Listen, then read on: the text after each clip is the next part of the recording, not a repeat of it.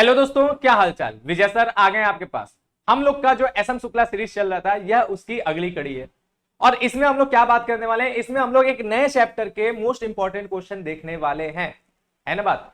और हम लोग जानते हैं कि मोस्ट इंपॉर्टेंट क्वेश्चन जो है वो कैसा चल रहा है, वो आपके जो है प्रत्येक चैप्टर्स के जो भी इंपॉर्टेंट क्वेश्चन हैं, आपके जो भी एग्जाम में पूछे जा सकते हैं, पूछे गए हैं, वो सबका समावेश है। तो ये कई सालों का एक्सपीरियंस का ही देन है जिसकी वजह से हम इन क्वेश्चन को पकड़े हैं, इन क्वेश्चन को पूरा एनालाइज किया और लगभग 30 से 35 क्वेश्चन पूरे अकाउंटेंसी के आपको दे रहे हैं।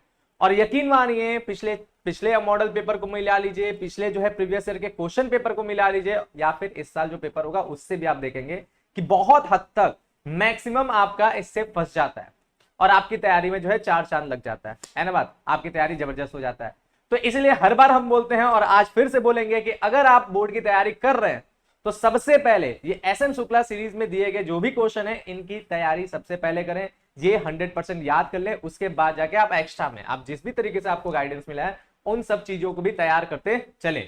उस तैयारी को भी आप लोग आगे भी एक प्लस पॉइंट की तरह जोड़ते चल सकते हैं, लेकिन ये करना एकदम कंपलसरी, हम बार बार बोल रहे हैं, कर लीजिएगा। अगर आपको बोर्ड में बहुत अच्छे मार्क्स चाहिए तो आपकी थ्योरी पूरी तरह से तैयार हो जाएगा। इसके जरिए थोड़ा मोड़ा एक्स्ट्रा आपको एफर्ट क्या करना पड़ेगा, अगर क्लास में भी अगर रेगुलर है तो वो थोड़ा मोड़ा एक्स्ट्रा एफर्ट भी आपको कम करना पड़ेगा, क्योंकि आपका क्लास की जो तैयारी और फिर ये तैयारी, ये दोनों मिला के 100% के बराबर हो जाएगी, है ना बात। तो आप लोग जबरदस्त तरीके से करेंगे। तो बात करते हैं हम लोग आज के क्लास की, लेकिन आज के क्लास की पहले बात कर लेते हैं हम लोग पिछले क्लास में क्या देखे थे। तो पिछले क्लास में हम लोगों ने जो है देखा था क्या, ये 3 क्वेश्चन क्या था इसमें। सबसे पहला कि वित्तीय विवरण, इसका आशय हम लोगों ने जाना था, क्योंकि पिछला जो चैप्टर था वो वित्तीय विवरण का चैप्टर था, ये वित्तीय विवरण विश्लेषण का चैप्टर है, दोनों चैप्टर अलग अलग है, ठीक है। तो पिछले चैप्टर में हमने वित्तीय विवरण के जाने थे, उसके बारे में उसका उद्देश्य जाने थे और उसकी प्रकृति जाने थे। फिर इसके साथ साथ हमने पिछले चैप्टर में ये आदर्श वित्तीय विवरण क्या है उसकी विशेषता भी जाने थे। और जब भी आदर्श वित्तीय विवरण की विशेषता की बात होगा तो ये बात समझ लीजिए कि अगर आपका वित्तीय विवरण की भी विशेषता पूछा है तो भी आप लिख देंगे। यही बात वही है, आदर्श की विशेषता हो या एक वित्तीय विवरण की विशेषता, दोनों में तो बराबरी की बात होगा ना, दोनों मिलेगा ही मिलेगा, है ना बात। तो आप इसको लिख देंगे तब भी आपको पूरे मार्क्स मिल जाएंगे। और उसके बाद वित्तीय विवरण की सीमाएं, ये हमारा क्वेश्चन था, ये सीमाएं कमियां दोष, इससे भी लेकर के क्वेश्चन अक्सर उठते हैं, तो ये भी हमने लिखा था, ये भी हमने दिया था। ये सभी पॉइंट्स याद कर लीजिएगा एकदम बढ़िया से। फिर इसके बाद हमारा हमने पिछले चैप्टर में पढ़ा भी दिया पिछले क्लास में। फिर उसका कंपनी का जो आर्थिक चिट्ठा है और लाभ हानि विवरण है उसका काल्पनिक प्रारूप, काल्पनिक मदों के हिसाब से जो प्रारूप बनता है वो कैसे बनता है उसको लेकर भी पिछले क्लास में हमने बताया था कि आपको कैसे इस क्वेश्चन को तैयार करना है, जो एक तरह से मान सकते हैं कि ओपन क्वेश्चन है, ज्यादातर टाइम पूछा जाता है। आपका ये कहां पूछा जाएगा, लॉन्ग में, न्यूमेरिकल्स के जगह, समझ रहे हैं। तो न्यूमेरिकल्स से जगह पे पूछा जाएगा तो ये इसलिए इतना इंपॉर्टेंट हो जाएगा, आप इसको जरूर कर लेंगे, ठीक बात। फिर बात करते हैं आज की क्लास में क्या होने वाला है। आज की क्लास में हम लोग देखने वाले हैं कुछ नए क्वेश्चंस, जिसमें पहला क्वेश्चन है वित्तीय विवरण विश्लेषण, जो हमारा चैप्टर है, इससे आप क्या समझते हैं और उसके बाद इसका उद्देश्य क्या है, इसकी आवश्यकता यानी महत्व क्या है, और इसकी भी सीमाएं यानी कमियां दोष क्या है। फिर इसके बाद हम लोग बात करते हैं कि वित्तीय विवरण विश्लेषण, इसके जो प्रकार कितने प्रकार का है, यानी वित्तीय विवरण विश्लेषण जो है वो कई तरीके से हो सकता है, तो कौन कौन से तरीके हैं, क्या क्या प्रकार है। प्रकार अलग है, तकनीक अलग है, तो हम लोग पहले प्रकार जानेंगे, फिर तकनीकों का भी हमने नाम दिया हुआ है, वो तकनीकों के नाम को भी आपको जो है शॉर्ट क्वेश्चन के तौर पे आप तैयार कर सकते हैं, सबका आशय, ठीक है। फिर इसके बाद क्या होगा, फिर इसके बाद हम बात करते हैं कि तुलनात्मक वित्तीय विवरण तथा समान आकार वाले वित्तीय विवरण, इनके बारे में भी आपको बताना है, वो भी कैसे, विस्तार से। तो विस्तार से मतलब क्या है, समानतः ये क्वेश्चन वेरी शॉर्ट में आता है, समानतः यही होता है, लेकिन कभी कभी बाई चांस आपके ये लघु और किसमें, दीर्घ में भी आ सकते हैं। क्यों, क्योंकि हम बोलते हैं बार बार यूपी बोर्ड का नाम हम क्या रखें, अनहोनी बोर्ड, कुछ भी हो सकता है यूपी बोर्ड में, कैसे भी क्वेश्चन आ सकते हैं। तो इसीलिए एक जो है ना, इसके बारे में जनरली ये शॉर्ट क्वेश्चन में ही आता है, लेकिन अगर ये मतलब वेरी शॉर्ट में आता है, लेकिन जनरली अगर ये शॉर्ट में आ गया यानी 5 नंबर में आ गया, 10 नंबर में आ गया, तो कैसे लिखेंगे। तो भाई 10 नंबर में 5 नंबर में लिखने के लिए थोड़े वर्ड्स ज्यादा होने चाहिए, तो इसमें गुण दोष वगैरह भी दिया रहता है, कुछ किताबों में दिए कुछ किताबों में नहीं दिए, तो आपको गुण दोष ही याद कर लेना अपने किताब में से। मैक्सिमम चीजें तो हमने यहाँ पे दिए ही है, लेकिन कुछ के नहीं दिए हैं, तो आप अपने बुक से, जिस भी बुक से आप पढ़ते हैं उसमें गुण दोष दिया होगा तो उसे भी याद कर लीजिएगा, ठीक है। नहीं दिया होगा तो क्या करेंगे, फिर आप बताएंगे, आप जो है किसी तरह बता दीजिएगा, जैसे कमेंट में बता दीजिएगा या फिर ऐसे करके बता दीजिएगा, तो हम गुण दोष जो है एडिशनल नोट्स के तौर पे आपको प्रोवाइड कराने की कोशिश करेंगे, या फिर आप जो है गूगल के थ्रू भी देख सकते हैं, कहीं से भी आप गुण दोष निकाल सकते हैं, अपने दोस्तों के बुक से भी निकाल सकते हैं। तो गुण दोष कम इंपॉर्टेंट है, इसलिए हम यहाँ पे नहीं रखे हुए हैं, है ना बात। गुण दोष थोड़े से कम इंपॉर्टेंट है, इसलिए हम यहाँ पे उसको नहीं रखे हुए हैं, लेकिन फिर भी हम आपको बता रहे हैं कि आप तैयार कर लीजिएगा एक्स्ट्रा के तौर पर, क्योंकि अनहोनी बोर्ड कुछ भी कर सकता है ना बात। ठीक है, तो चलिए बात करते हैं हम लोग नेक्स्ट हम लोग बात करते हैं कि जो वित्तीय विवरण विश्लेषण है, यही हमारा जो चैप्टर है, इसी के हम लोग जो है बात करने वाले हैं, और ये जितने भी क्वेश्चन थे वो इसी चैप्टर के हैं। तो चलो शुरू करते हैं आज का पहला क्वेश्चन कि क्या होने वाला आज का फर्स्ट क्वेश्चन।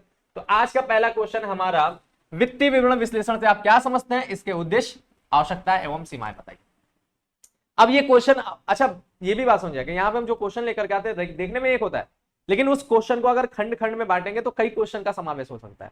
जैसे शॉर्ट में केवल जो है उद्देश्य भी पूछ सकता है, शॉर्ट क्वेश्चन में केवल आवश्यकताएं भी पूछ सकता है, शॉर्ट क्वेश्चन में केवल सीमाएं भी पूछ सकता है, तो ये अपने आप में 3 क्वेश्चन हो गए।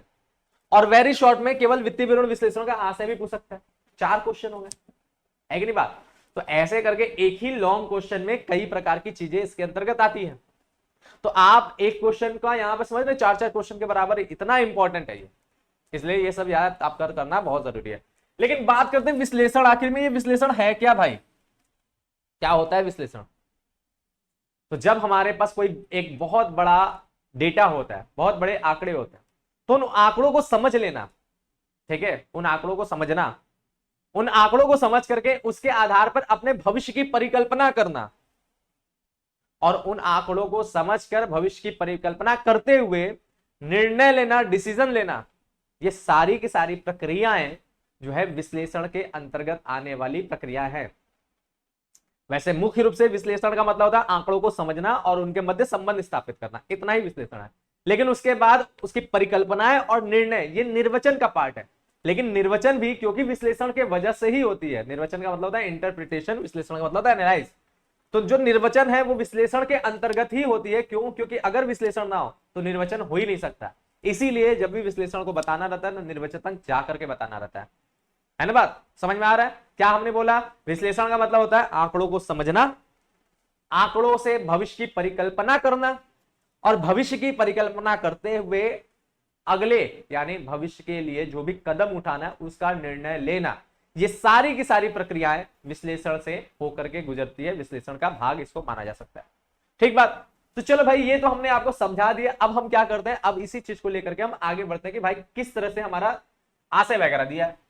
तो देखिए, वित्तीय विवरण विश्लेषण का जो आशय है, क्या बोला है, वित्तीय विवरण विश्लेषण का आशय वित्तीय विवरणों में, अब देखिए हमने विश्लेषण समझाया था कि आंकड़ों को लेकर के सारी काम करना है, लेकिन ये विश्लेषण तो नहीं है। ये क्या है, ये वित्तीय विवरण विश्लेषण, यानी जो वित्तीय विवरण है उसका विश्लेषण करना। और वित्तीय विवरण क्या होता है, पिछले चैप्टर में आपने जाना, मुख्य रूप से इसमें 2 चीजें आता है, एक बैलेंस शीट, दूसरा लाभ हानि विवरण। ठीक है, तो यही बैलेंस शीट और लाभ हानि विवरण में हमें आंकड़े मिल गए। अब इन्हीं आंकड़ों को क्या करना होगा, इन्हीं आंकड़ों को समझना होगा। इन्हीं आंकड़ों को समझते हुए इनके आंकड़ों के मध्य संबंध स्थापित करना होगा। उन्हीं आंकड़ों का संबंध स्थापित करते हुए उनके लिए भविष्य की परिकल्पना करना होगा, और उन्हीं भविष्य की परिकल्पना करने के बाद भविष्य के लिए निर्णय लेना होगा। यही प्रक्रिया सारा का सारा विश्लेषण है। तो क्या बोला है इसमें, देखिए, तो बोल रहा है वित्तीय विवरण विश्लेषण का आता है आशय वित्तीय विवरण में दी गई सूचनाओं, सूचनाओं का मतलब वही आंकड़े, तथ्य वगैरह, ये ठीक है, दी गई सूचनाओं के आलोचनात्मक परीक्षण। अच्छा, यहां पे आलोचनात्मक परीक्षण बोल दिया, मतलब देखिए एक्चुअल में केवल परीक्षण बोलेंगे तब भी काम हो जाएगा, लेकिन आलोचनात्मक परीक्षण इसलिए बोला है क्योंकि हमें अपनी कमियों को ढूंढना है, तारीफों के पुल नहीं बांधने हैं। क्योंकि देखिए, परिवर्तन वो भी पॉजिटिव परिवर्तन तभी हो पाएगा जब आप क्या करेंगे, अपनी कमियों को ढूंढ ढूंढ कर उसे नष्ट करते रहेंगे।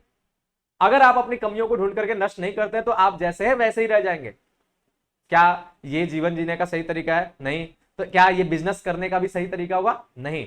बिजनेस में अगर आपको ग्रो करना है तो आपको भी अपने व्यापार की जो कमियां हैं उनको ढूंढना है, फिर उनको नष्ट करना है। इसी वजह से बोला है आलोचनात्मक परीक्षण, ढूंढिए उन कमियों को। परीक्षण का मतलब देखना, ढूंढना, ठीक है, और आलोचनात्मक यानी कमियों को ढूंढना, इस तरह से बात बोल रहा है। तो उनका परीक्षण करते हुए उसकी अपनी एक व्यवस्थित प्रक्रिया है विश्लेषण कि आलोचनात्मक परीक्षण कैसे करना, उसका पूरा व्यवस्था के जरिए प्रक्रिया है। ठीक है, और उन प्रक्रियाओं से क्या होता है, जिससे उन सूचनाओं को समझा जा सके, इसके जरिए उन सूचनाओं को समझा जाता है परीक्षण करते हुए।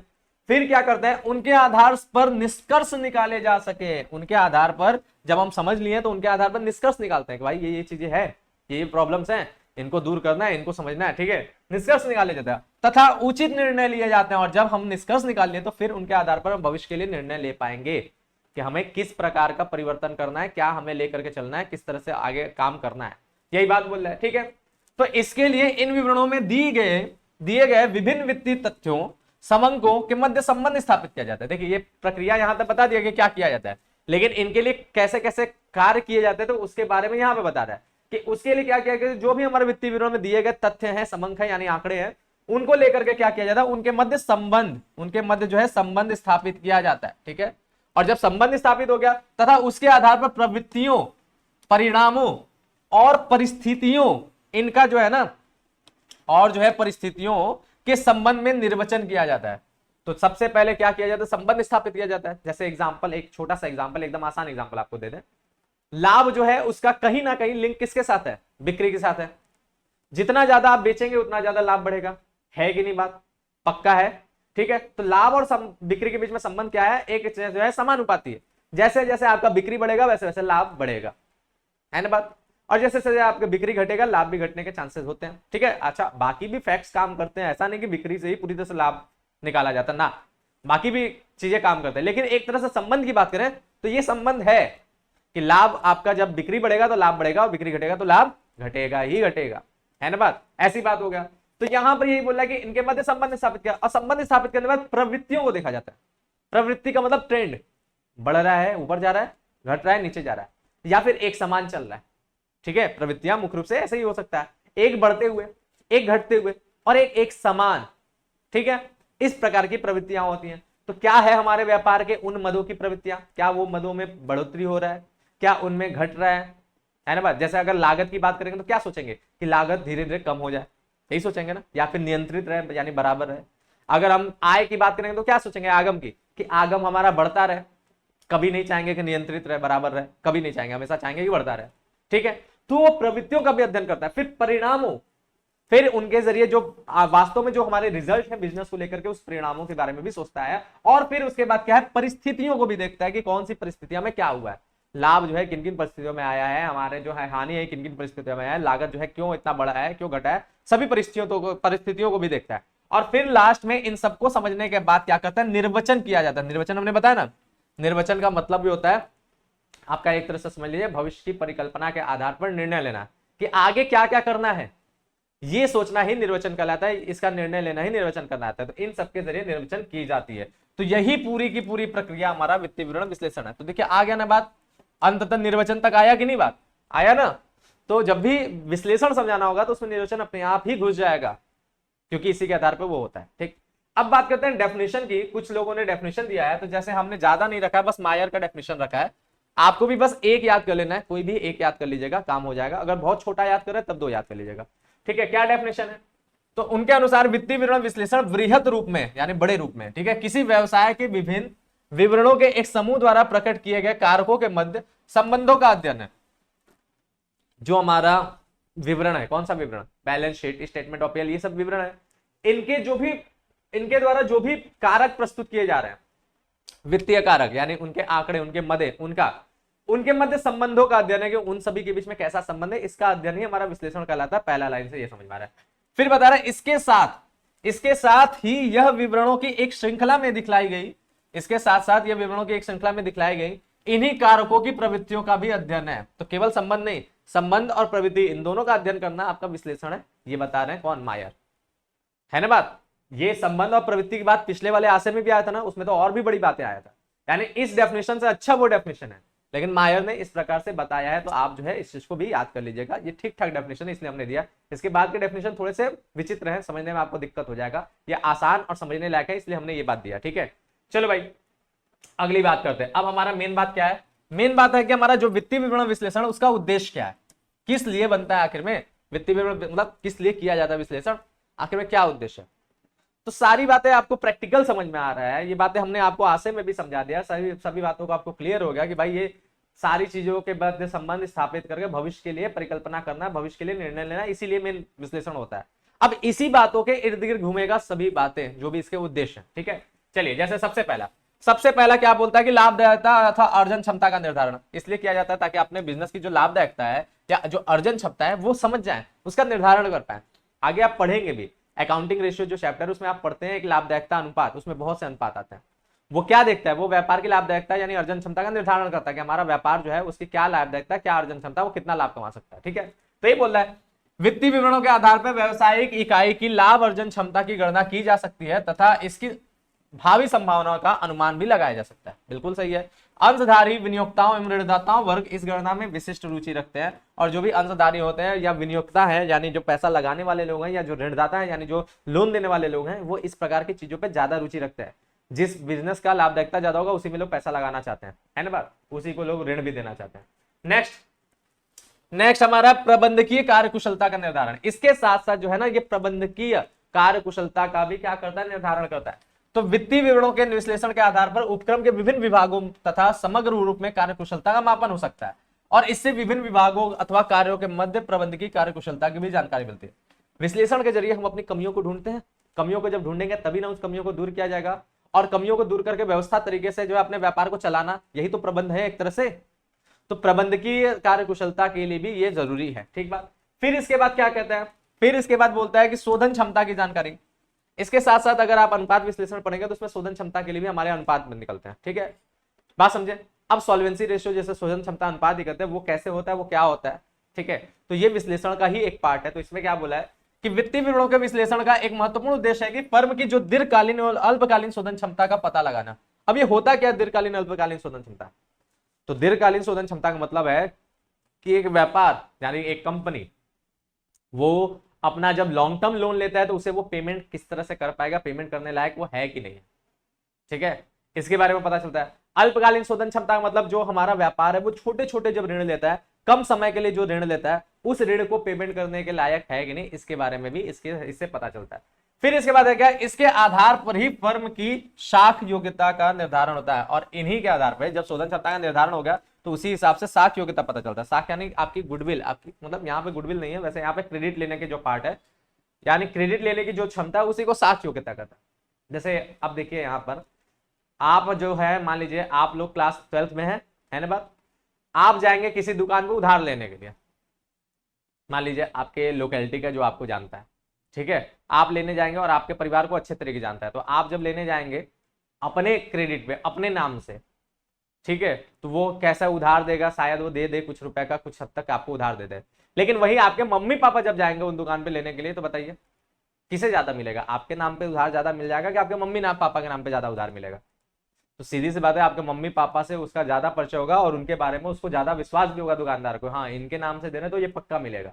लेकिन इस लड़के के नाम से देने तो पता नहीं देगा कि नहीं, है कि नहीं बात, थोड़ा सा डाउट हो जाएगा, क्योंकि आपकी साख योग्यता और आपके मम्मी पापा की साख योग्यता दोनों अलग है। तो साख योग्यता का मतलब यही है कि आपके उधार लेने की ताकत, इसका निर्धारण भी इसके जरिए हो जाता है। ठीक बात। फिर इसके बाद हमारा क्या, फिर इसके बाद पूर्वानुमान एवं बजट। ठीक है, इसके साथ साथ ये पूर्वानुमान लगाने का काम करता है। हमने बोला ना भविष्य की कल्पना, भविष्य की परिकल्पना, यही को पूर्वानुमान करते हैं। तो इसके लिए भी ये तैयार होता है। तो वित्तीय विवरण में भूतकाल एवं वर्तमान की सूचनाओं के आधार पर भविष्य में वित्तीय आवश्यकताओं एवं निष्पादन का अनुमान लगाया जा सकता है इसके जरिए, और तथा बजट भी तैयार किया जाता है। बजट भी हो तो भविष्य के लिए बनता है ना, तो ये भी तैयार किया जाता है इसके जरिए। फिर इसके बाद बोला कि फर्मों की आपसी तुलना, इसके साथ साथ वित्तीय विवरण विश्लेषण से फर्म जो है आपस में भी तुलना करना आसान हो जाता है। अब हम पूरा का पूरा बैलेंस शीट, पूरा का पूरा स्टेटमेंट ऑफ पीएल का तुलना करें, या फिर हम केवल आंकड़ों का तुलना कर लें, जो हमने विश्लेषण कर लिया, जो पॉइंट्स निकाल लिया मेन में, केवल उनकी तुलना करें, किसमें ज्यादा समय लगेगा?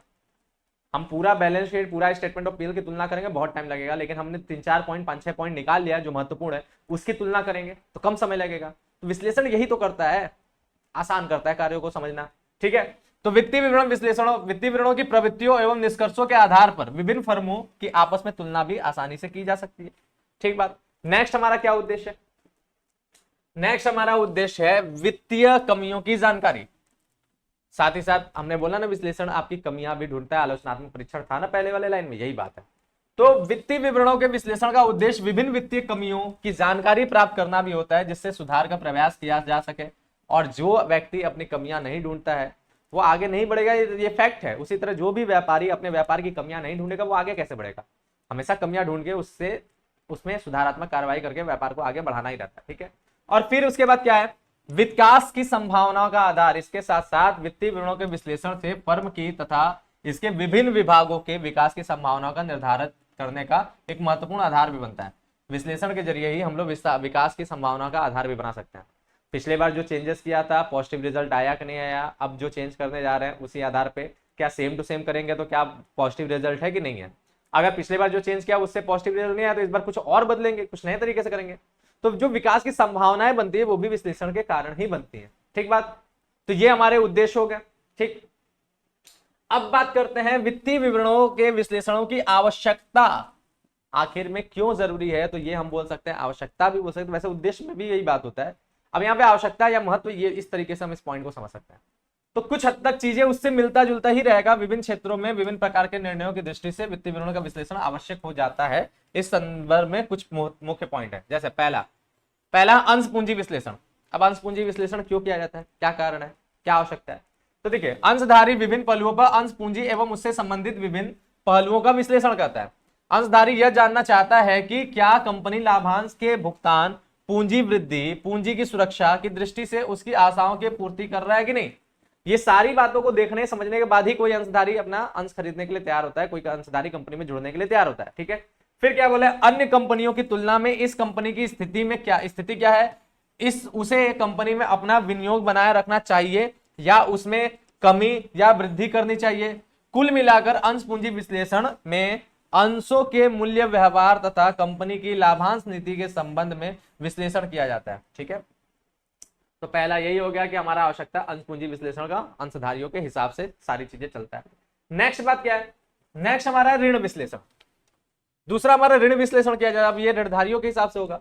तो ऋण विश्लेषण की आवश्यकता इस दृष्टि से की जाती है कि क्या कंपनी ऋण पर ब्याज का उचित प्रकार से भुगतान कर रही है या नहीं, ऋण क्षमता अनुपात क्या है, ऋण के शोधन की दृष्टि से कंपनी की तरलता स्थिति क्या है। तो ये पूरी तरह से ऋण विश्लेषण इस बात को निर्धारित करता है कि ऋणधारियों के हिसाब से सोचता है कि वो टाइम टू टाइम ब्याज देगा कि नहीं। ऋण क्षमता का मतलब ऋण और पूंजी का अनुपात क्या है, क्या सही है कि नहीं। ठीक है, फिर इसके बाद जो है ऋण की तरलता, ऋण का भुगतान करना है तो इसलिए तरलता भी तो चाहिए ना, तो उस तरह की तरलता है कि नहीं, वो ऋण का भुगतान कर पाएगा कि नहीं, ये सारी बातें ऋण विश्लेषण आ गया। फिर इसके बाद साख विश्लेषण। तो साख विश्लेषण की आवश्यकता आपूर्तिकर्ताओं की होती है। आपूर्तिकर्ता यह विश्लेषण करता है कि समय पर भुगतान सुनिश्चित होता रहे। इस दृष्टि से तरल अनुपात, चालू अनुपात इत्यादि का अध्ययन किया जाता है। साख विश्लेषण मुख्य रूप से आप जो है माल उधार में खरीदते हैं, अल्पकालीन ऋण वगैरह लेते हैं, यही आपका मुख्य रूप से साख का विश्लेषण का आधार बनता है। तो साख विश्लेषण के आधार पर आप ये देखते हैं कि आपका जो तरल अनुपात क्या है, यानी आपकी जो शोधन, अल्पकालीन शोधन क्षमता बोल रहे हैं, उसके लिए तरल अनुपात देखा जाता है, चालू अनुपात देखा जाता है। इनके जरिए ही जो जब ये अनुपात अच्छे होते हैं तभी आपको उधार में माल आराम से खरीद सकते हैं, आपको उधार में माल आराम से मिल जाता है। तो इसके लिए भी इसकी जो है आवश्यकता है। फिर इसके बाद लाभांश निर्णय। लाभांश निर्णय के लिए भी हमारा ये विश्लेषण किया जाता है। कंपनी द्वारा लाभांश निर्णय दृष्टि से भी वित्तीय विवरण के जो है विश्लेषण की आवश्यकता होती है। लाभांश भुगतान का अंशों के मूल्य, कंपनी की तरलता तथा भविष्य में पूंजी प्राप्ति पर महत्वपूर्ण प्रभाव पड़ता है। एक कंपनी जब अपने लाभांश का भुगतान करता है तो उससे उसकी तरलता में कम प्रभाव तो पड़ेगा क्योंकि पैसा ही दे रहा है। ठीक है, फिर उसके बाद अंश का मूल्य भी, अगर लाभांश टाइम टू टाइम मिल रहा है तो अंशों के मूल्य में पॉजिटिव इंपैक्ट आएगा ही आएगा। भविष्य में पूंजी की प्राप्ति, अगर वो सही तरीके से सारा लाभांश का सिचुएशन एकदम सही है, अच्छा लाभांश दे रहा है, सब बढ़िया है, तो क्या होगा, भविष्य में पूंजी की प्राप्ति के भी आसार अच्छे रहते हैं। ठीक है, तो इसलिए इसका भी जो है जरूरत पड़ता है। फिर नियामक अनुपात। ठीक है, अनेक नियामक व्यवस्थाओं के अनुपालन की दृष्टि से भी वित्तीय विवरण विश्लेषण की आवश्यकता होती है। इसमें सेबी, स्कंद विपणियां, कंपनी मामलों के विभाग, कंपनी रजिस्ट्रार इत्यादि द्वारा वित्तीय विवरण का विश्लेषण जो है का प्रयोग किया जाता है, जिससे यह सुनिश्चित हो सके कि कंपनी द्वारा नियामक प्रावधानों का पालन किया जा रहा है कि नहीं। तो नियामक प्रावधान का मतलब यह है कि आपका जो कंपनी का रेगुलेशन है, कंपनी का संचालक है, संचालन जो हो रहा है वो अच्छे तरीके से हो रहा है कि नहीं। तो कंपनी के संचालन में इन संगठनों का, इन संस्थाओं का योगदान है। एक सेबी का, जो उसकी पूरी प्रतिभूतियों का, क्योंकि प्रतिभूति कंपनी निर्मित करता है तो उसका जो है हेड, समझ लीजिए हेड है, यही जो है सारे के सारे मार्गदर्शन वगैरह देता है, जिसके हिसाब से पूरी पूरी प्रतिभूति बाजार जो है चल रही है, यही चला रहा है, यही जो है रेगुलेशन कर रहा है, तो इसका प्रभाव पड़ता है। स्कंद विपणियों का, यानी वही प्रतिभूति बाजार, हमारे शेयर बाजार है, उनका प्रभाव पड़ता है। कंपनी के मामलों के जो मेन शीर्ष विभाग है उनका प्रभाव है ही कंपनी के ऊपर, उसका कंपनी के रजिस्ट्रार हैं उनका भी बात है होता है। तो ये सभी लोग जो है इसका विश्लेषण करते हैं और देखते हैं कि कंपनी सभी प्रावधानों को अच्छे तरीके से मानते हुए, अच्छे तरीके से समझते हुए लेकर के कंपनी चल रहा है, इसलिए विश्लेषण ये लोग करते हैं। फिर व्यवसाय संचालन विश्लेषण। कंपनी की लाभदायकता के विश्लेषण के आधार पर व्यवसाय संचालन का विश्लेषण किया जाता है, जिससे यह मूल्यांकन किया जा सकता है कि प्रतियोगिता में कंपनी की स्थिति क्या है, नए उत्पादों को प्रारंभ करने या उत्पाद मिश्रण में परिवर्तन करने का कंपनी का लाभदायकता पर क्या प्रभाव पड़ेगा। इसके साथ साथ ये भी कंपनी का जो है संचालन विश्लेषण जो है कंपनी के मेन जो रेगुलेशन वाले कार्य हैं, जैसे नया माल लाना है, नए तरीके से माल को बेचना है या कुछ चेंजेस करना है हमें, ये सारी चीजों को लेकर के जो डिसीजन करने के लिए जो विश्लेषण किया जाता है वो हमारा इसके अंतर्गत आ जाता है। फिर इसके बाद जो है विलय एवं अधिग्रहण, कंपनियों के विलय एवं अधिग्रहण का निर्णय लेने, कंपनी की संपत्तियों एवं दायित्वों का मूल्यांकन करने तथा अंशों का मूल्य निर्धारित करने के लिए भी वित्तीय विश्लेषण आवश्यक हो जाता है। इन सभी कार्यों के लिए भी वित्तीय विवरण का जो है विश्लेषण का आवश्यकता होता है। जैसे क्या, कंपनी का विलय एवं अधिग्रहण, विलय का मतलब कंपनी अपनी खुद किसी में मिल जाना, या अधिग्रहण यानी किसी कंपनी को अपने अंदर संभाल लेना, इनके लिए भी वित्तीय विवरण विश्लेषण जो है आवश्यक है। फिर इसके बाद कंपनी की जो है ना संपत्ति और दायित्वों का मूल्यांकन करने के लिए भी आवश्यक है, कंपनी के अंशों का मूल्यांकन करने के लिए भी आवश्यक है। इन सभी जरिए हमारा क्या होता है, इनके जरिए हम ये काम अपना कर पाते हैं विलय और अधिग्रहण का।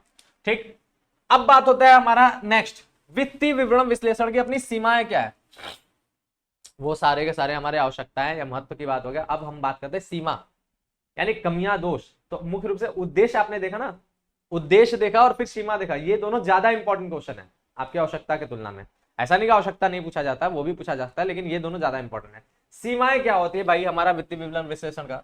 तो सबसे पहला सीमा है क्या, भावी अनुमानों में कठिनाई। एक्चुअल में देखिए इसकी सीमा इस वजह से है, आपने वित्तीय विवरण का सीमा देखा ना, उसकी सीमाएं जो पढ़ा, सेम वही चीजें यहां पर भी है, क्योंकि उसमें जो कमियां हैं उन्हीं कमियों की वजह से ये खराब है, वरना ये खराब नहीं है। जब आपके आंकड़े ही खराब हो जाएंगे तो विश्लेषण तो खराब होंगे ना, तो वही सारी बातें यहां भी है। जैसे पहला पॉइंट क्या है, भविष्य के अनुमानों में कठिनाई। क्यों? क्योंकि वित्तीय विवरण भूतकालीन घटनाओं पर आधारित होता है। पढ़ा था ना आपने, पीछे भी पढ़ा था ना, ऐतिहासिक घटनाओं को लिखा जाता है इसमें, भूतकालीन चीजों को लिखा जाता है, इसलिए भविष्य की कल्पना इसमें गलत होता है। तो वही बोल रहा है कि इस वित्तीय विवरण भूतकालीन घटनाओं पर आधारित होता है, इसलिए इनसे प्राप्त होने वाले निष्कर्षों को भविष्य के लिए पूर्वानुमान लगाने में प्रयोग नहीं किया जा सकता है। पहला सीमा यही है कि ये सारी की सारी चीजें पुरानी होती है, सब चीजें जो हो चुका है उसको लिखा गया। तो भाई इसके आधार पर आप भविष्य की कल्पना कर रहे हैं तो ये बेवकूफी होगा, है ना बात। तो यही बात हो रहा है कि पहला सीमा यही है। ठीक है, नेक्स्ट बात हमारा क्या, मूल्यों में परिवर्तन का प्रभाव। दूसरी बात है, मूल्यों में परिवर्तन भी होता है। 4 साल के आप जो है बैलेंस शीट का स्टडी कर रहे हैं, अपने ही कंपनी का मान लीजिए 4 साल के बैलेंस शीट का स्टडी कर रहे हैं, तो उन 4 सालों में बहुत सी चीजें चेंज हुआ है। जैसे अगर हम पिछले 4-5 सालों 6 साल की बात कर लें तो हमारा उसके बीच में एक पीरियड किसका था, कोरोना का समय था, कोरोना काल। उसमें बिजनेस एकदम डाउन हुआ ही था, सारी चीजें स्थिति खराब हुआ ही था, और बहुत सी चीजों का मूल्य परिवर्तन भी होता रहता है। 4-5 साल में बहुत सी चीजों का मूल्य भी चेंज हो जाता है, परिवर्तन हो जाता है। तो क्या हम लोग अगर उन 4-5 सालों का अपना वित्तीय विवरण का विश्लेषण कर रहे हैं तो क्या वो सही बता रहा है? उसमें तो मूल्य परिवर्तन का भी तो प्रभाव पड़ रहा है, तो वो सही बताएगा क्या? नहीं बताएगा। तो यही बात बोल रहा है कि मूल्यों में परिवर्तन होते रहते हैं, इसलिए पिछले वर्ष के आंकड़ों का की तुलना चालू वर्ष के आंकड़ों से करने पर भ्रमात्मक जो है परिणाम निकलते हैं। फिर उसके बाद क्या है, लेखांकन रीतियों में परिवर्तन। साथ ही साथ समय समय पर लेखांकन रीतियां भी बदल जाते हैं, इससे भी प्रभाव पड़ जाता है। ठीक है, यदि व्यवसाय में अलग अलग लेखांकन विधियों का प्रयोग हो रहा हो तब व्यवसाय के बीच तुलना करने में अविश्वसनीय होगी तथा इनसे प्राप्त होने वाले परिणाम भी भ्रमात्मक होंगे। जैसे एग्जांपल के तौर पे ह्रास लगाने की 2 विधियां होती है, क्रमागत ह्रास और स्थायी प्रभाग। स्थायी प्रभाग में हर बार ह्रास सेम टू सेम बराबर लगता है उसके मूल लागत पे, और क्रमागत ह्रास पे क्या होता है, जो शेष होता है अंतिम शेष, जहां पर आपने व्यापार का पिछले बार आपने कंपनी का जो भी एसेट्स है जहां पर उसका लास्ट शेष निकाला था, उसी शेष के आधार पे ह्रास लगता है ना बात। यानी एक तरह से बोले प्रारंभिक शेष जो हमारा पहली बार होता है उस साल का, उसी शेष पर हमारा ह्रास लगता है। जबकि वहां पर क्या आता है, वहां पर मूल लागत से जब खरीदा था तब के हिसाब से, और यहाँ पर क्या है, जो शेष है उसके हिसाब से लग रहा है। तो दोनों में ह्रास में जमीन आसमान का अंतर हो जाएगा, और यही अंतर हमारा यहाँ पर वित्तीय विवरण विश्लेषण का जो है प्रभाव डालेगा, और हम सही तरीके से नहीं कर पाएंगे क्योंकि दोनों विधियां अलग है, दोनों में ह्रास अलग है, दोनों में संपत्ति का मूल्य अलग हो जाएगा, चीजें गड़बड़ हो जाएगा। ठीक, फिर इसके बाद क्या है, विशेष ज्ञान की आवश्यकता। साथ ही साथ ये बात भी जरूरी है कि विश्लेषण हर कोई नहीं कर पाएगा। विश्लेषण करने के लिए विश्लेषणात्मक दिमाग भी होना चाहिए, एक अच्छा खासा बुद्धि भी होना चाहिए, और जब तक विशेष ज्ञान ना हो तब तक ये काम नहीं हो सकता। ठीक है, तो यही बोल रहा है कि वित्तीय विवरण विश्लेषण से उचित निष्कर्ष निकालने के लिए विशेष ज्ञान की आवश्यकता होती है।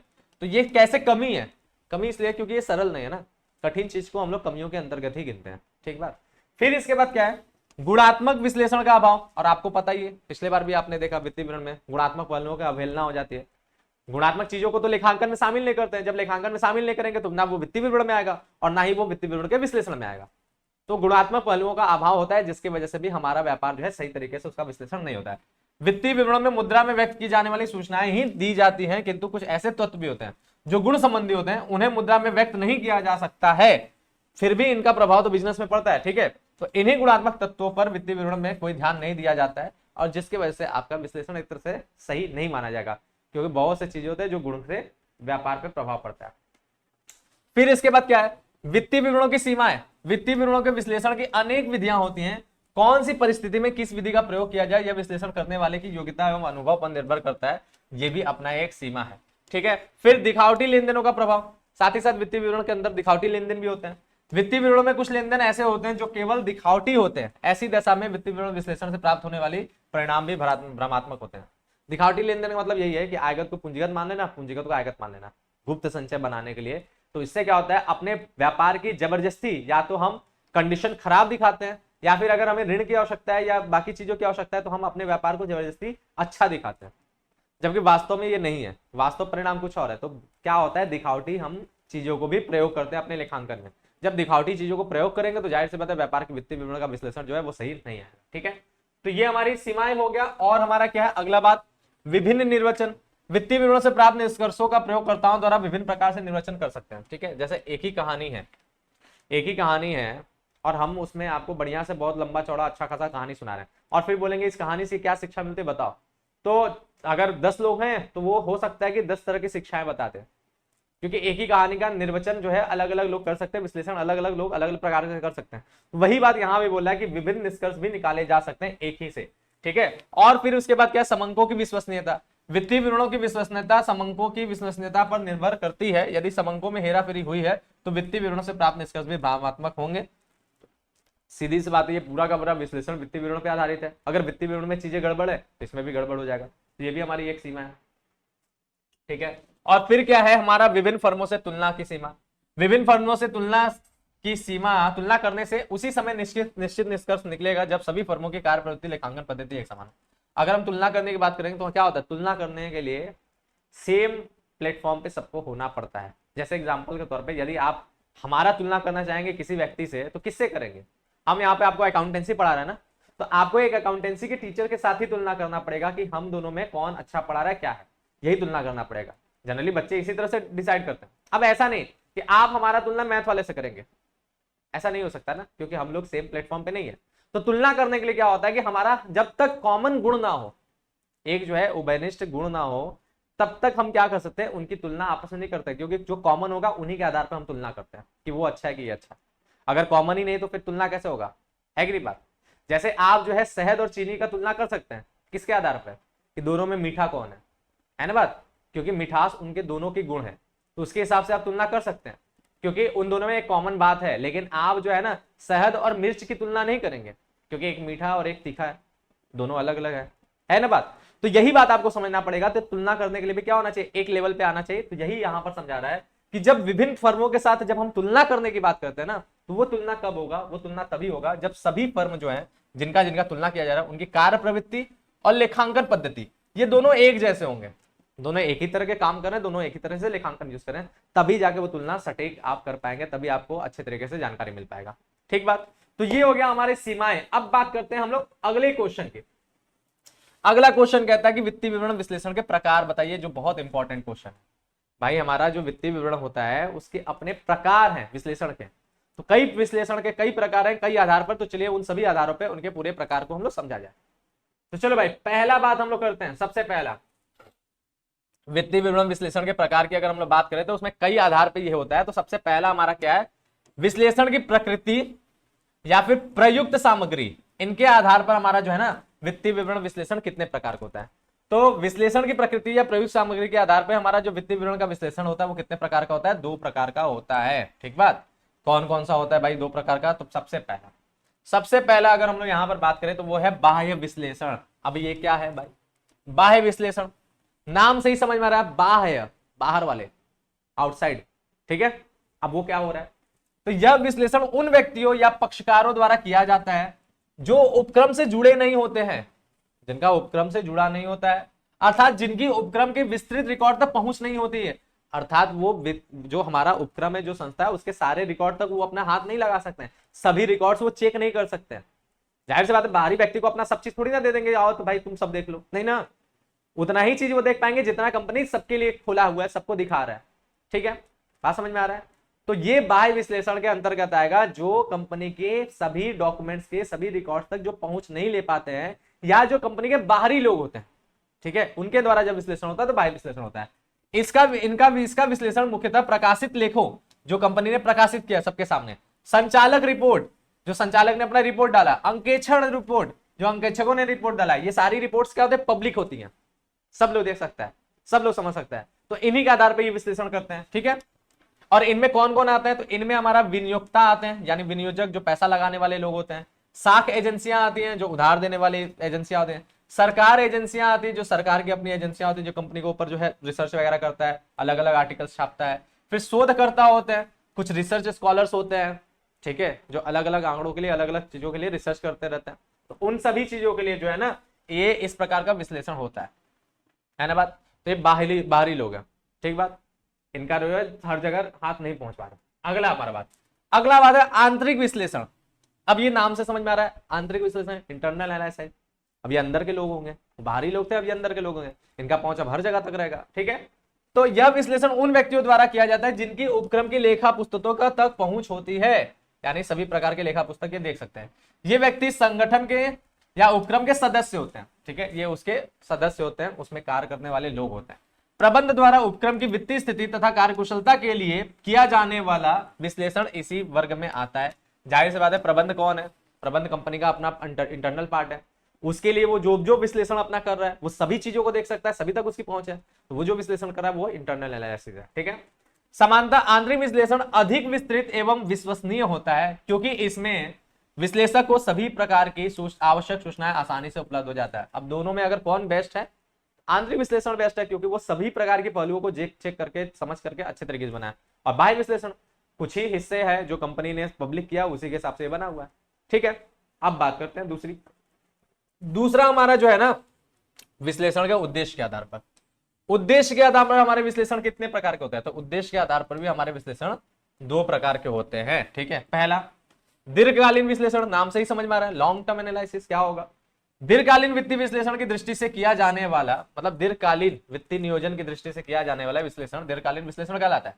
इसमें फर्म की दीर्घकालीन शोधन क्षमता, लाभदायकता, ठीक है, लाभदायकता तथा वित्तीय स्थायित्व, ठीक है, के संबंध में विश्लेषण किया जाता है। देखिए, लॉन्ग टर्म की बात कर रहा है, तो ऐसा कोई विश्लेषण जो कंपनी के लॉन्ग टर्म चीजों को ध्यान में रख कर किया जा रहा है, वो हमारा लॉन्ग टर्म एनालिसिस होगा, दीर्घकालीन विश्लेषण होगा। जैसे कंपनी की दीर्घकालीन शोधन क्षमता, भविष्य में कंपनी कितना शोधन कर सकता है, किस प्रकार से उसका है, अगर वो लॉन्ग टर्म लोन लेगा तो कर पाएगा कि नहीं, तो इस प्रकार के विश्लेषण इसके अंतर्गत आते हैं, ठीक है।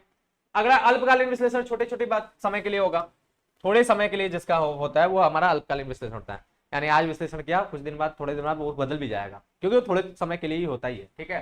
तो इसके अंतर्गत अल्पकालीन शोधन क्षमता, तरलता और स्थायित्व, ठीक है, स्थायित्व इसमें नहीं आएगा, तथा लाभदायकता इत्यादि का विश्लेषण किया जाता है। और ये सभी, अच्छा यहाँ पर जो बोला है ना, रुक जाइए समझा रहे हैं, ठीक है, यहाँ पर जो बोला है ना, इसके अंतर्गत अल्पकाल में शोधन क्षमता, अल्पकाल की तरलता, अल्पकाल के स्थायित्व, ठीक है, और अल्पकाल के ही आपके तरल लाभदायकता, इसकी बात कर रहा है।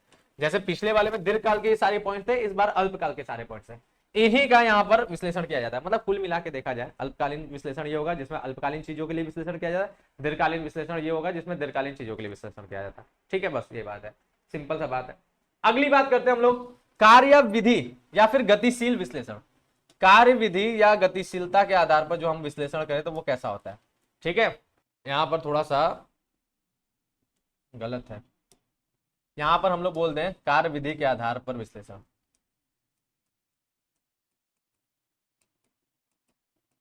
कार्य विधि के आधार पर, ठीक है। अगर कार्य विधि के आधार पर हम लोग बोले तो देखिए, कार्य विधि के आधार पर हमारे जो विश्लेषण होते हैं वो 2 प्रकार के होते हैं, और ये बहुत इंपॉर्टेंट है, सबसे ज्यादा पूछा जाने वाला है, इन दोनों से क्वेश्चन सबसे ज्यादा पूछा जाता है, ठीक है। शॉर्ट में, वेरी शॉर्ट में उनकी बात कर रहे हैं। पहला कौन सा है, क्षैतिज विश्लेषण, जिसे गतिशील विश्लेषण कहते हैं। क्षैतिज यानी लेटा हुआ, ठीक है, ये है क्षैतिज, और लंबवत यानी ये है लंबवत। जब चीजें खड़े होते हैं तो उनको लंबवत कहते हैं, ठीक है, और जब चीजें लेटी होती हैं तो उनको क्षैतिज कहते हैं। जैसे रेल की पटरियां क्या है, क्षैतिज है, लेकिन बिजली के खंभे क्या है, लंबवत है। बात समझ में आ रहा है, तो इसी हिसाब से आपको समझना पड़ेगा क्षैतिज और लंबवत का। तो जब क्षैतिज होती है उसमें दूरी तय करने की क्षमता होती है, वो एक जगह से दूसरी जगह जाता है ना बात। जैसे ये क्षैतिज है, क्षैतिज क्या होता है, वो दूरी तय करता है, है ना बात, एक जगह से दूसरे जगह जाता है, एक समय से दूसरे समय भी जाना क्षैतिज है। ठीक है बात। जैसे हमारा 2019, 2020, 2021, ये 3 साल आपस के, अगर 3 साल के एक ही चीजों को हम विश्लेषण करें तो वो भी क्षैतिज विश्लेषण है, क्योंकि उसमें क्या हो रहा है, उसमें दूरी तय हो रहा है, उसमें समय जा रहा है, समय बढ़ रहा है। ठीक है, तो ये क्षैतिज है। ठीक बात। और हमारा जो लंबवत होगा वो खड़ा की बात होगा, उसमें क्या होगा, खड़े की बात होगा, मतलब उसमें क्या होगा, अगर हमारा होगा तो केवल 2019 का होगा, ये क्षैतिज हो गया। इसमें ही सारे आंकड़े होंगे एक साथ आपस में एक दो, मतलब वो क्षैतिज जो ऊपर नीचे की बात करेगा, सीधी सी बात है। सॉरी, लंबवत, लंबवत जो है ऊपर नीचे की बात करेगा, क्षैतिज जो है अगल बगल की बात करेगा। बात समझ रहे हैं? तो यही इनके आधार पर आप इसको समझ सकते हैं। अब बोलता क्या है, क्षैतिज या गतिशील विश्लेषण, ये क्या बोलता है, यह विश्लेषण एक ही फर्म के विभिन्न वर्षों के, आ गया ना समय, विभिन्न वर्षों के विवरणों के आधार पर तैयार किया जाता है, अतः इसे कालमाला विश्लेषण, ठीक है, कालमाला विश्लेषण, ठीक बात, या फिर इसे क्या कहते हैं, अंतर फर्म विश्लेषण, टाइम सीरीज एनालिसिस कहते हैं, और अंतर फर्म को हम लोग इंटर फर्म एनालिसिस कहते हैं। ठीक है, तो ये भी इसे जो है कहा जाता है। दीर्घकालीन प्रवृत्ति विश्लेषण एवं नियोजन की दृष्टि से यह विश्लेषण काफी उपयोगी होती है। अब हमें भविष्य की जब भी हम लोग तुलना करते हैं तो कई सालों का अध्ययन करने के बाद तुलना करते हैं, तो वो उसके लिए ये ज्यादा उपयोगी होता है। ठीक है, तुलनात्मक वित्तीय विवरण, तुलनात्मक वित्तीय विवरण, प्रवृत्ति विश्लेषण, कोष प्रवाह विश्लेषण, रोकड़ प्रवाह विश्लेषण इत्यादि इस प्रकार के विश्लेषण के उदाहरण है। ये जितने भी विश्लेषण है ये एमसीक्यू में पूछा जाता है, याद रखिएगा, कौन सा, तुलनात्मक वित्तीय विवरण, या फिर प्रवृत्ति विश्लेषण, या फिर कोष प्रवाह विश्लेषण, या फिर रोकड़ प्रवाह विश्लेषण, ये सारे के सारे विश्लेषण जो है इसके उदाहरण है, क्योंकि इन सब में कम से कम 2 वर्ष के डेटा तो यूज होते हैं, इसीलिए 2 वर्ष के डेटा, यानी पिछले साल, इस साल आ गया ना गतिशील, टाइम सीरीज, है ना बात, तो ये आ गया। अब बात करते हैं हम लोग अगला क्या, अगला हमारा लंबवत या स्थिर विश्लेषण। ठीक है, इसे हम लोग जो है हॉरिजॉन्टल या फिर हम लोग क्या करते हैं, डायनेमिक करते हैं। ठीक है, और इसे हम लोग क्या करते हैं, इसे हम लोग कहते हैं लंबवत, यानी जो है लंबवत को क्या कहते हैं, वर्टिकल, और जो है स्टैटिक। ठीक है, इस तरह से नाम से भी जाना जाता है। तो लंबवत या स्थिर, अब हमने बोला ना ये क्या होगा, ये इस तरह की बात होगा। तो इस विश्लेषण में एक विशिष्ट वर्ष के वित्तीय विवरण, बस एक ही वर्ष, ठीक है, किसकी, एक विशिष्ट वर्ष के वित्तीय विवरणों के आधार पर ही विश्लेषण किया जाता है। इस प्रकार का विश्लेषण एक निश्चित तिथि पर वित्तीय समंकों का विश्लेषण करता है, अतः इसे स्थिर विश्लेषण भी कहते हैं। इस विश्लेषण के आधार पर एक वर्ष में उपक्रम के विभिन्न विभागों या विभिन्न उपक्रमों के तुलनात्मक अध्ययन किया जा सकता है। इस दृष्टि से इसे क्रॉस सेक्शन विश्लेषण, क्रॉस सेक्शन विश्लेषण, क्योंकि एक ही है, एक ही सेक्शन को, मतलब एक ही चीज को, जैसे ये है, अब इसे हम कई ग्रुप में बांट दिए। ठीक है, अब इनका आपस में ऐसे ऐसे विश्लेषण करना, तो इसीलिए इसको क्रॉस सेक्शन विश्लेषण भी कहते हैं। या एक ही पूरा कंपनी का एक ही फर्म में एक निश्चित तिथि पर उन सभी विभागों का आपस में विश्लेषण करना, ये भी क्या है, तो इसी वजह से इसे क्रॉस सेक्शन विश्लेषण भी कहा जाता है। बात समझ में आया? तो ये इसके अन्य नाम भी है। तो ये कौन सा हो गया, लंबवत या स्थिर विश्लेषण के अंतर्गत। अब हमारा नेक्स्ट, ये दोनों बहुत इंपॉर्टेंट था, इसको याद रखिएगा। अब बात करते हैं कि हमारे जो वित्तीय विवरण विश्लेषण होते हैं उनके अपनी बहुत सी तरीके हैं, बहुत सी विधियां हैं, बहुत सी तकनीकें हैं, और ये सभी तकनीकों, ये सभी तरीकों को लेकर के आपका आशय वेरी शॉर्ट के क्वेश्चन में पूछा जाता है। तो सभी लोग इसे होमवर्क के तौर पर रख लेंगे, आप लोग अपने अपने बुक से इन सब के आशय याद करेंगे, ये होमवर्क है। ठीक है, इन सब के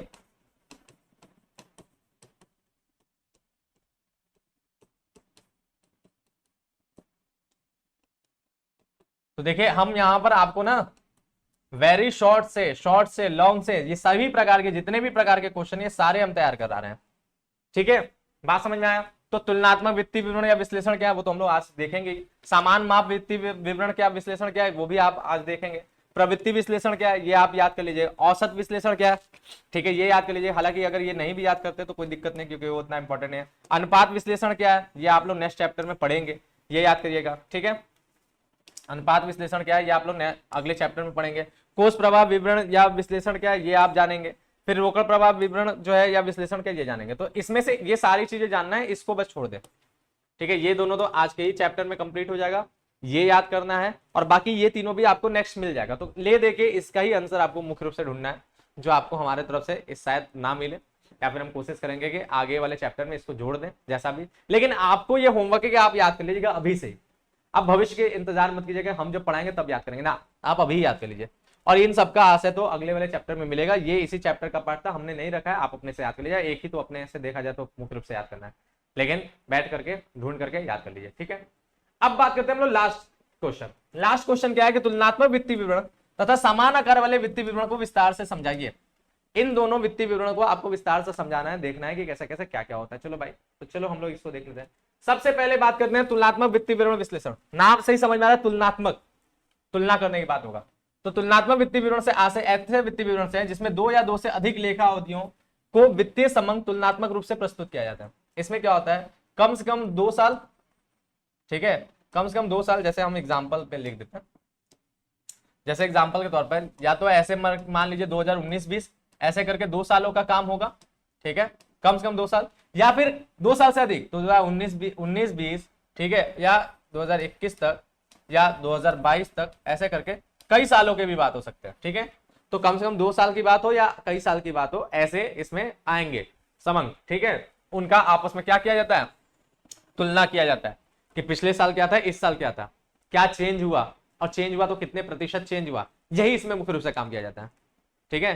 पिछले साल जैसे मान लीजिए हमारा शेयर कैपिटल कितना था, इस साल हमारा शेयर कैपिटल कितना है, दोनों में कैसे चेंजेस हुआ, बढ़ा है कि घटा है, बढ़ा है घटा है तो कितने प्रतिशत बढ़ा है, कितने प्रतिशत घटा है, मुख्य रूप से यही इसके अंतर्गत काम किया जाता है, ठीक है। तो इसमें निरपेक्ष समंकों के साथ उन समंकों में उनके प्रतिशतों में वृद्धि या कमी दर्शाया जाता है। ये तुलनात्मक वित्तीय विवरण आय विवरण तथा स्थिति विवरण दोनों के संबंध में तैयार किए जा सकते हैं। यह उल्लेखनीय है कि तुलनात्मक वित्तीय विवरण क्षैतिज विश्लेषण की मुख्य विधि है। ये क्षैतिज विश्लेषण के अंतर्गत आएगा। क्यों? क्योंकि भाई 2 साल की बात हो गया ना, जब 2 वर्षों की बात हो गया, जब बी तो वो क्या होगा, समय आ गया कि नहीं, इसमें एक से ज्यादा समय आ गया, ठीक है। जब समय की बात होगी तो वो क्षैतिज विश्लेषण हो गया, ठीक, समझ में आ गया बात। अब अगला बात क्या करते हैं, अच्छा दिया हुआ है इसमें तुलनात्मक विवरण के लाभ दिया हुआ, क्या क्या लाभ है। तो पहला, तुलनात्मक अध्ययन हो जाता है 2-2 सालों के, ठीक है, जब एक अवधि के आंकड़ों का निरपेक्ष होते हैं जबकि 2 अवधियों के आंकड़ों के सापेक्ष बन जाते हैं, जिससे वस्तुनिष्ठ वस्तु स्थिति को समझने में अधिक सरलता आती है। अगर केवल 1 वर्ष के आंकड़े को देखेंगे तो हम लोग को चीजें उतना अच्छे तरीके नहीं समझ में आएगा, लेकिन अगर वही चीजों को हम लोग 2 वर्षों के आंकड़ों से समझें तो हमें अच्छे तरीके से बातें समझ में आ जाएगा और हमें पता चल जाएगा हमारे व्यापार की क्या स्थिति है, ठीक है। दूसरी बात क्या बोलता है, दूसरी बात बोलता है कि प्रवृत्ति का ज्ञान हो जाता है, वही कि बढ़ रहा है कि घट रहा है या फिर बराबर है, ये प्रवृत्ति का ज्ञान हो जाता है, ठीक है। तो इसलिए यहाँ पर इसका जो जरूरत पड़ता है, उससे हम प्रवृत्ति के आधार पर हम अपने व्यापार का जरूरी निर्णय ले लेते हैं। फिर अगला क्या है, अंतर प्रमंडल, ठीक है, अंतर प्रमंडल तुलना, यानी अंतर प्रमंडल मतलब अपने फर्म की बात कर रहा है। तुलनात्मक वित्तीय विवरण एक कंपनी की 2 अवधियों की तुलना ही शामिल नहीं होती, वरन 2 या 2 से अधिक कंपनियों की भी तुलना की जा सकती है।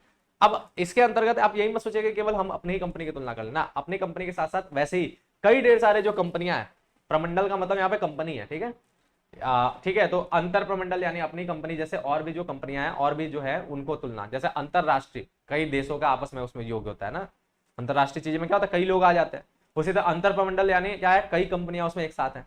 तो अपने ही जैसी जो भी कंपनियां हैं उनका भी हम लोग आपस में तुलना कर सकते हैं, ये इसके अंतर्गत हमारा ये बात बता रहा है, हम लोग ऐसा भी इसके थ्रू कर सकते हैं। फिर अब इसके सीमाएं बता दे यानी दोष बता दे, क्या क्या है। पहला, मूल्य स्तर में परिवर्तन, जब मूल्य स्तर में परिवर्तन हो जाए तो ये भाई ये तुलनात्मक अध्ययन एकदम बेकार है, क्योंकि रिजल्ट खराब आएगा, जो आपने सीमा वहां पढ़ा था वैसे ही सीमा यहाँ भी मिलेगा। फिर अगला क्या है, लेखांकन नीतियों में परिवर्तन, अगर 2 कंपनियों का आपस में तुलना करना है, दोनों कंपनियों की लेखांकन नीतियां अलग है तो भाई तुलना गलत होगा। अपनी ही कंपनी के हम 2 वर्षों की तुलना कर रहे हैं, दोनों वर्षों में जो है लेखांकन नीतियां अलग हैं तो तुलना गलत आएगा, ठीक है।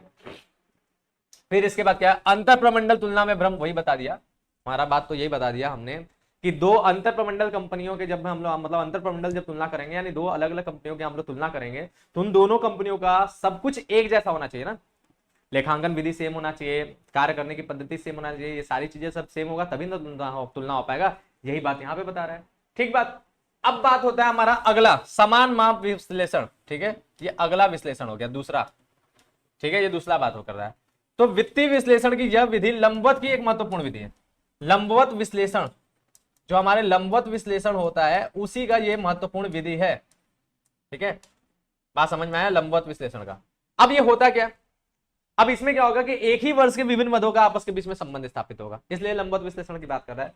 तो इस विधि में विभिन्न मदों को किसी आधारभूत मद के प्रतिशत के रूप में प्रदर्शित किया जाता है। जैसे एग्जांपल के तौर पे सभी लायबिलिटीज में जितनी भी मदें हैं उनको टोटल लायबिलिटीज से हम परसेंटेज बता देंगे कि हमारा शेयर कैपिटल टोटल लायबिलिटीज का कितना परसेंट है, शेयर हमारा जो है reserve and surplus total liabilities का कितना परसेंट है, ठीक है। तो टोटल चीजों से या किसी भी एक विशेष मद के साथ सबका संबंध स्थापित किया जाए। जैसे स्टेटमेंट ऑफ पीएल में हम लोग सभी का संबंध रेवेन्यू से स्टार्ट कर देते हैं, रेवेन्यू फ्रॉम ऑपरेशन यानी बिक्री से, कि टोटल बिक्री से हमारा जो है कितने लागत का मतलब कुल एक्सपेंसेस का क्या प्रतिशत है, एक एक एक्सपेंसेस एक एक मदों का क्या प्रतिशत है, ये निकालते हैं। तो यही बात हो जाता है। समांतर समान माप के आय विवरण में विभिन्न मदों की जो तुलना होता है ना, वो शुद्ध बिक्री लिख दिया ना, शुद्ध बिक्री के प्रतिशत के रूप में दिखाते हैं। जबकि समान माप के चिट्ठे में कुल संपत्तियां जो होता है या फिर कुल दायित्व होते हैं, इनको आधार में मानते हुए उनके सभी मदों का आपस में जो क्या किया जाता है, प्रतिशत निकाला जाता है। ठीक है, विभिन्न अवधियों में विभिन्न मदों की प्रतिशत के आधार पर अर्धपूर्ण तुलनात्मक तुलना हो सकती है। ठीक है, तो ये बातें आपका यहां पर दे दिया गया, और आपको ये बात समझना होगा कि इसका इन दोनों का आप एग्जाम्पल अगर आपकी किताब में दिया, वैसे दिया तो होना ही चाहिए हमारे हिसाब से सभी किताबों में, तो इन दोनों प्रकार के समान आकार वाले भी, ठीक है, और हमारा जो है ना ये कॉमन साइज जिसको कहते हैं, और समान माप वाला भी, ये दोनों का आप जो है तुलना मतलब उदाहरण देख लीजिएगा दोनों प्रकार के क्वेश्चंस का। ठीक है, उसमें आपको जो है कॉमन साइज और कॉम्परेटिव साइज थोड़ा सा इंग्लिश में बोले, हाँ उसका नाम है तुलनात्मक। ठीक है, तुलनात्मक वाला और समान आकार वाला या समान माप वाला, इन दोनों का आप जो है क्या कर लेंगे, एग्जाम्पल्स देख लीजिएगा, जिससे ये विश्लेषण और अच्छे तरीके से आपको समझ में आ जाएगा। ठीक है, अब बात होता है प्रतिशतों की गणना कैसे किया जाता है, उसका सूत्र यहाँ पे दे दिया है। जैसे आय विवरण में जो प्रतिशत की गणना किया जाता है इस तरह से कि इंडिविजुअल आइटम, जिस भी आइटम का आप तुलना कर रहे हैं उसका उसके बटे में नेट सोल हो जाएगा, गुणे में 100 हो जाएगा। इसके जरिए उस आइटम का हमें प्रतिशत पता चल जाएगा। जबकि हम लोग स्थिति विवरण में यानी चिट्ठे के संबंध में अगर प्रतिशत की बात करें तो इंडिविजुअल कोई भी एसेट्स हो या फिर इंडिविजुअल कोई भी लायबिलिटीज हो, इनकी तुलना जो है टोटल एसेट्स के, एसेट्स क्या है तो एसेट्स के साथ, और इनकी तुलना टोटल लायबिलिटीज है तो लायबिलिटीज क्या है लायबिलिटीज के साथ हम लोग तुलना करके क्या करते हैं, बटा यानी 100 से हम लोग जो है क्या करते हैं, गुणा कर देते हैं, तो वो प्रतिशत बन जाता है। तो इस प्रकार से हम लोग प्रतिशत निकालते हैं। तो चलो भाई, आज की इस क्लास में हम लोगों ने ये बात समझा, और हमने क्या बोला, इन दोनों का उदाहरण देख लीजिएगा, और अगर गुण दोष मिल जाता है, पहले वाले को तो गुण दोष हमने दे दिया, दूसरे वाले का नहीं दिया है, गुण दोष मिलेगा तो गुण दोष याद कर लीजिएगा, बस इतना ही कर लीजिएगा, आपका एग्जाम बेहतरीन है। ये चैप्टर भी पूरा थ्योरी अच्छे तरीके से तैयार हो गया। चलो, तो अब आपको क्या करना है, तो हमने आज पढ़ लिया वित्तीय विवरण विश्लेषण, हम लोगों ने आज इस चैप्टर को भी किया कंप्लीट। अब नेक्स्ट चैप्टर हमारा अनुपात जो है, लेखांकन अनुपात है यानी अनुपात विश्लेषण, वो हम लोग देखेंगे। इसी विश्लेषण का अगला पार्ट है वो। ठीक है, तो उसे हम लोग देखा जाएगा नेक्स्ट चैप्टर में बढ़िया तरीके से। आज हमने होमवर्क भी आपको दिया है। वैसे तो होमवर्क यही है कि जो भी ये क्लास है उसको पूरा रिवाइज करके याद कर लेना है। ठीक है, साथ ही साथ इसके अलावा हमने और भी होमवर्क दिया है इस क्लास के दौरान, तो वो भी ध्यान रखिए आप। ठीक है, तो ये आपके होमवर्क है। चलो भाई, सब लोग इसको अच्छे तरीके से करिएगा, क्लास को पूरा कंप्लीट करते रहिए। ये जो SM शुक्ला सीरीज है इसको अच्छे तरीके से याद करिए, क्योंकि यही आपके एग्जाम की जो है अच्छे नंबर निकालने के लिए आपका जो है सबसे बड़ा साधन है। तो इस साधन का बढ़िया से प्रयोग करें। मिलेंगे हम लोग नेक्स्ट क्लास में, तब तक के लिए थैंक यू, बाय, जय हिंद।